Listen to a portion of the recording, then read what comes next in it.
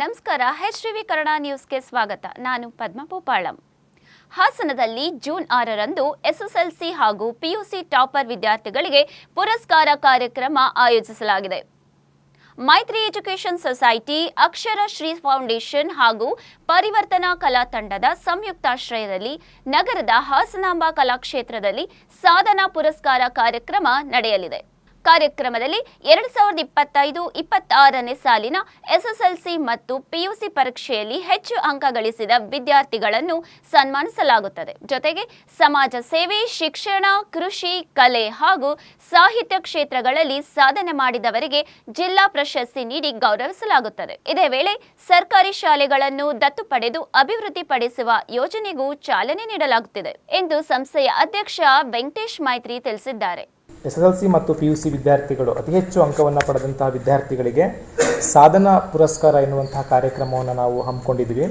ಜೊತೆಗೆ ಈ ಒಂದು ಕಾರ್ಯಕ್ರಮದಲ್ಲಿ ಜಿಲ್ಲೆಯ ವಿವಿಧ ಕ್ಷೇತ್ರಗಳಲ್ಲಿ ಗಣನೀಯ ಸೇವೆಯನ್ನು ಸಲ್ಲಿಸಿದಂತಹ ಆ ಸಾಧಕರನ್ನು ಗುರುತಿಸಿ ಅವರಿಗೂ ಕೂಡ ಜಿಲ್ಲಾ ಪ್ರಶಸ್ತಿಯನ್ನು ನೀಡಿ ಗೌರವಿಸುವಂಥ ಕೆಲಸವನ್ನು ಮಾಡ್ತಾ ಇದ್ದೀವಿ. ಜೊತೆಗೆ ಈ ಒಂದು ಕಾರ್ಯಕ್ರಮದಲ್ಲಿ ಸರ್ಕಾರಿ ಶಾಲೆಯನ್ನು ಈ ವರ್ಷ 11ನೇ ವರ್ಷದ ಕಾರ್ಯಕ್ರಮದ ಪ್ರಯುಕ್ತ ಒಂದು ಸರ್ಕಾರಿ ಶಾಲೆಯನ್ನು ದತ್ತು ಪಡ್ಕೊಂಡು ಆರ್ಥಿಕ ಸಹಕಾರದೊಂದಿಗೆ ಮೂಲ ಸೌಕರ್ಯಗಳನ್ನು ಒದಗಿಸಿಕೊಂಡು ಆ ಒಂದು ಶಾಲೆ ಅಭಿವೃದ್ಧಿಯನ್ನು ಪಡಿಸುವಂಥ ಕೆಲಸವನ್ನು ಕೂಡ ಈ ಒಂದು 11ನೇ ವರ್ಷದ ಕಾರ್ಯಕ್ರಮದಲ್ಲಿ ನಾವು ನಿರ್ಧಾರವನ್ನು ಮಾಡಿದ್ದೀವಿ.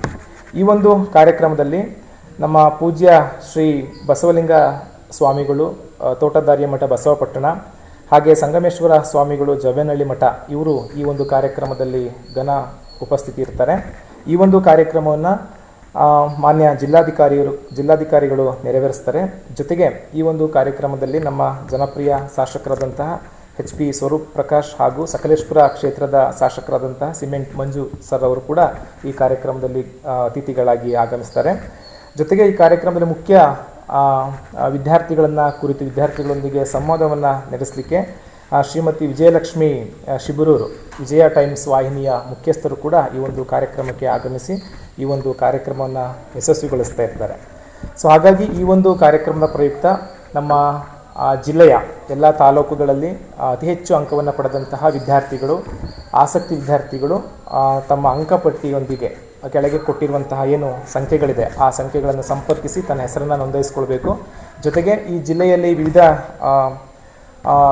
ಕ್ಷೇತ್ರಗಳಲ್ಲಿ ಗಣನೀಯವಾಗಿ ಸೇವೆ ಸಲ್ಲಿಸಿದಂತಹ ಸಾಧಕರು ಕೂಡ ಈ ಒಂದು ನಂಬರ್ನನ್ನು ಸಂಪರ್ಕಿಸಿ ಒಂದು ಹೆಸರನ್ನು ನೋಂದಾಯಿಸಿಕೊಂಡ್ರೆ ಅವರನ್ನು ಆ ಕಾರ್ಯಕ್ರಮದಲ್ಲಿ ಗೌರವಿಸುವಂಥ ಕೆಲಸಗಳನ್ನು ನಾವು ಮಾಡ್ತೀವಿ ಸರ್.